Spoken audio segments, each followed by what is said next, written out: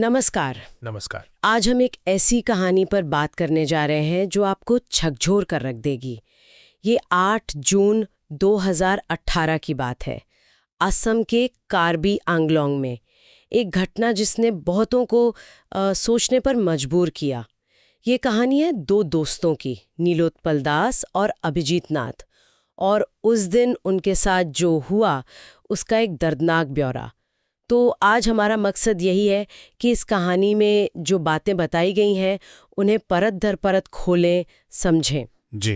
कहानी की शुरुआत होती है बड़ी शांत, बड़ी खूबसूरत गुवाहाटी शहर की भागदौड़ से दूर। दो दोस्त हैं, नीलोत्पल और अभिजीत। कार्बी आंगलों की हरी भरी पहाड़ियों में निकले हैं, सुकून की तलाश में। नीलोत्पल एक कलाकार, साउंड इंजीनियर, उन्हें प्रकृति से बहुत प्यार था।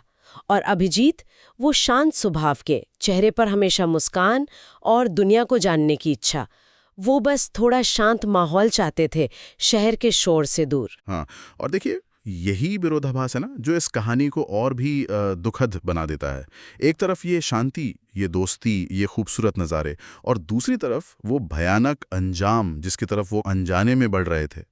ये जो शांत शुरुआत है ना, ये उस त्रासदी की भयावहता को जैसे और गहरा कर देती है जिसका जिक्र आगे होता है। बिल्कुल ऐसा लगता है कहानी हमें उस पल में ले जाती है ताकि जो आगे हुआ उसका असर और ज्यादा महसूस हो। तो खैर, उनकी यात्रा चल रही थी, वो जंगल के रास्तों से गुजर रहे थे। शायद गाड़ी की खिड़कियां नीचे थी, हवा आ रही होगी, हंसी मजाक चल रहा होगा। लेकिन उसी वक्त पास के ही एक गांव पानीजुरी में कुछ और ही चल रहा था। एक खतरनाक अफवाह फैल रही थी जी, कि इलाके में बच्चा चोर घूम रहे हैं। हाँ, और ये सिर्फ कोई सुनी सुनाई बात नहीं थी, ये डर बन चुकी थी। कहानी यही दिखाती है कि कैसे डर जब वो किसी समाज में फैल जाता है ना, तो वो तर्क से, समझ से सबसे ज्यादा ताकतवर हो जाता है। लोग पहले से ही डरे हुए थे, माहौल में एक तनाव था। तो ऐसे में जब उन्होंने काली एसयूवी में दो अनजान चेहरों को देखा, नीलोत्पल और अभिजीत को, तो उनके डरे हुए मन ने क्या समझा? उन्हें यात्री नहीं समझा, उन्हें वही बच्चा चोर समझ लिया गया जिनकी अफवाह थी। कहानी यही बताती है कि उन्हें खतरा माना गया, इंसान नहीं। और फिर हालत बहुत तेजी से बिगड़ी, जैसे डर को पंख लग गए हों। कहानी बताती है कि कैसे मोबाइल फोन से मैसेज फैलने लगे, बच्चा चोर पकड़े गए, भागने मत दो। हाँ, और ये मैसेज बिजली की तरह फैले, एक फोन से दूसरे फोन। और यही तो आज के जमाने की कड़वी सच्चाई है। तकनीक जो हमें जोड़ने के लिए है, वही गलत जानकारी, नफरत फैलाने का कितना बड़ा जरिया बन सकती है। सही बात है। बिना सोचे समझे, बिना कंफर्म किए एक मैसेज फॉरवर्ड होता है, और देखते देखते एक छोटी सी गलतफहमी, एक शक, वो एक बड़े हिंसक पागलपन में बदल जाता है। कहानी दिखाती है कैसे मिनटों में भीड़ जमा हो गई। पहले कुछ लोग, फिर दर्जनों, फिर सैकड़ों। और शायद हर जुड़ने वाला व्यक्ति पूरी बात जाने बिना ही उस गुस्से और डर का हिस्सा बनता गया। बिल्कुल। अब जरा उन दो दोस्तों के बारे में सोचिए। वो अपनी मस्ती में थे, शायद रास्ता भटक गए होंगे या किसी से कुछ पूछना चाहते होंगे। कहानी के हिसाब से उन्होंने मदद के लिए अपनी कार रोकी। उनके चेहरों पर शायद एक मुस्कान थी। वो आने वाले खतरे से बिल्कुल अनजान थे। यही पल तो कहानी का सबसे दर्दनाक मोड़ है। उनकी नीयत बिल्कुल साफ थी, वो सिर्फ रास्ता पूछना चाह रहे थे। लेकिन जिस माहौल में, जिस डरे हुए माहौल में उन्होंने कार रोकी, वो शक और डर से भरा हुआ था। कहानी बताती है कि उनके कुछ कहने या पूछने से पहले ही हमला शुरू हो गया। हाँ, उन पर पत्थर बरसने लगे, भीड़ चिल्ला रही थी, छुप धारा, छुप धारा, मतलब बच्चा चोर।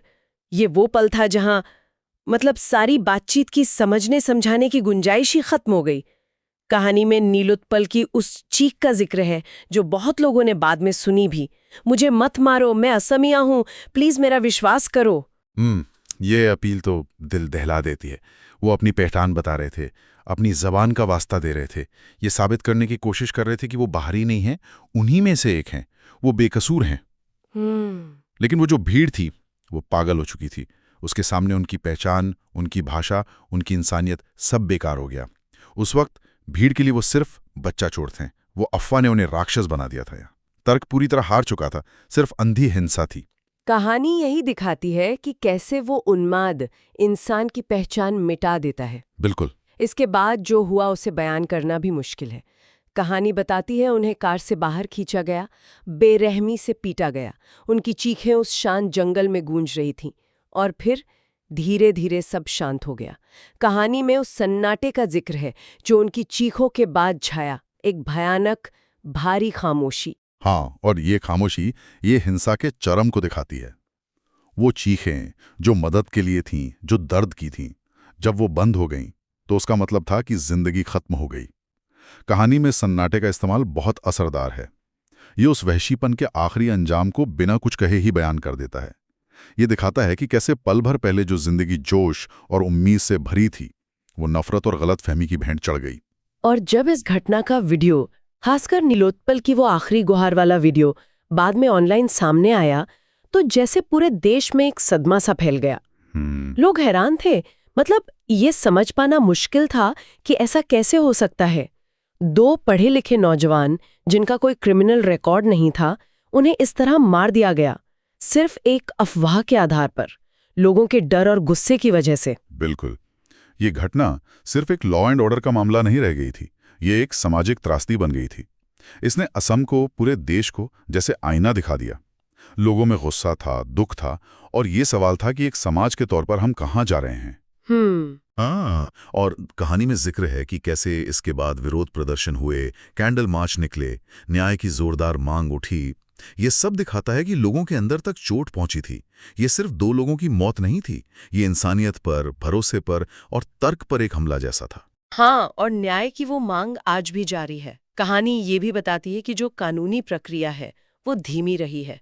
इतने साल बीत गए और उनके परिवार आज भी न्याय का इंतजार कर रहे हैं। ये इंतजार अपने आप में एक और तकलीफ है। सही कहा। एक उम्मीद कि शायद कभी तो कार्बी आंगलों के उस सूने कोने में जो हुआ, जो वहशीपन हुआ, उसका हिसाब मिलेगा। और ये पहलू हमारी न्याय व्यवस्था की चुनौतियों को भी दिखाता है, खासकर ऐसे मामलों में जो भीड़ की हिंसा से जुड़े होते हैं। सबूत इकट्ठा करना, गवाहों को सामने लाना, दोषियों की पहचान करना, सजा दिलाना, ये सब अक्सर बहुत पेचीदा और लंबा हो जाता है। हाँ, और परिवारों के लिए ये इंतजार सिर्फ भावनात्मक रूप से थकाने वाला नहीं होता, ये समाज में भी एक तरह की बेचैनी बनाए रखता है। जब तक न्याय नहीं होता, कहीं ना कहीं ये डर रहता है कि ऐसा फिर हो सकता है। कहानी के अंत में कुछ पंक्तियां हैं जो हमें सोचने पर मजबूर करती हैं। कहा गया है, अभी और नील अफवाह के कारण नहीं मरे, वे इसलिए मरे क्योंकि हमने झूठ पर विश्वास करने से पहले सच पूछना भुला दिया। ये एक बहुत गहरी और अहम बात है। ये घटना को सिर्फ एक हादसा नहीं मानता, बल्कि इसे एक बड़ी सामाजिक भूल के नतीजे के तौर पर देखता है। ये उंगली किसी एक आदमी या ग्रुप पर नहीं, बल्कि हमारी उस आदत पर उठाता है जहां बिना सोचे समझे, बिना पुष्टि किए, खासकर जब हम इमोशनल होते हैं, किसी बात पर यकीन कर लेते हैं और तुरंत प्रतिक्रिया दे देते हैं। सही। यह हमें याद दिलाता है कि सच जानने की कोशिश करना, सवाल पूछना और थोड़ा सब्र रखना कितना जरूरी है, खासकर आज के जमाने में जहां खबरें और अफवाहें पल भर में फैल जाती हैं। तो अगर हम इस पूरी कहानी को देखें, ये हमें उस 8 जून 2018 की दुखद यात्रा पर ले जाती है। ये दिखाती है कि कैसे 2 दोस्त शांति की तलाश में निकले और एक भयानक अफवाह और भीड़ के पागलपन का शिकार हो गए। हमने देखा कि कैसे डर ने समझ को खत्म कर दिया, कैसे टेक्नोलॉजी ने गलत जानकारी फैलाई, कैसे इंसानियत उस भीड़ में खो गई और कैसे इस घटना ने समाज पर एक गहरा निशान छोड़ा। हाँ, ये कहानी नीलोत्पल दास और अभिजीत नाथ के जरिए हमें कई स्तरों पर सोचने को मजबूर करती है। ये सिर्फ उनकी कहानी नहीं है, ये भीड़ की मानसिकता पर, गलत जानकारी के खतरों पर और न्याय की धीमी रफ्तार पर भी एक टिप्पणी है। ये दिखाती है कि कैसे आम लोग अजीब हालात में भयानक काम कर सकते हैं, खासकर जब वो डर और अफवाहों से घिरे हों। ये हमें सोचने पर मजबूर करता है कि भाई ऐसी त्रासदियों को रोका कैसे जाए। क्या ये सिर्फ बेहतर पुलिसिंग या कानून का मामला है, या फिर समाज के तौर पर हमें अपनी सोच और बर्ताव में बदलाव लाने की जरूरत है? ये एक मुश्किल सवाल है और उसका जवाब भी शायद कई हिस्सों में है। कानून व्यवस्था तो जरूरी है ही, बिल्कुल, लेकिन शायद उससे भी ज्यादा जरूरी है शिक्षा और जागरूकता। लोगों को सही और गलत जानकारी में फर्क करना सिखाना, अफवाहों पर तुरंत रिएक्ट करने से पहले रुककर सोचने के लिए कहना, और सबसे बढ़कर दूसरों के लिए हमदर्दी और इंसानियत बनाए रखना। ये शायद ज्यादा गहरे और टिकाऊ समाधान हो सकते हैं। कहानी का जो आखिरी संदेश है, सच पूछना न भूलें, वो इसी तरफ इशारा करता है। वाकई ये कहानी हमें एक व्यक्तिगत और सामूहिक जिम्मेदारी का एहसास कराती है। बिल्कुल। और ये हमें एक आखिरी सवाल के साथ छोड़ जाती है, जिस पर शायद हम सबको सोचना चाहिए। जब समाज में डर और अफवाह का माहौल बन जाता है, तो सच्चाई की जो लौ है, उसे जलाए रखने और उसकी आवाज को बुलंद करने की जिम्मेदारी आखिर किसकी होती है? क्या हम सिर्फ चुपचाप देखते रह सकते हैं, या हमें आगे बढ़कर सच को सामने लाने और झूठ को नकारने का साहस दिखाना होगा? ये सवाल आज के समय में शायद पहले से कहीं ज्यादा जरूरी है। हाँ, बहुत जरूरी है।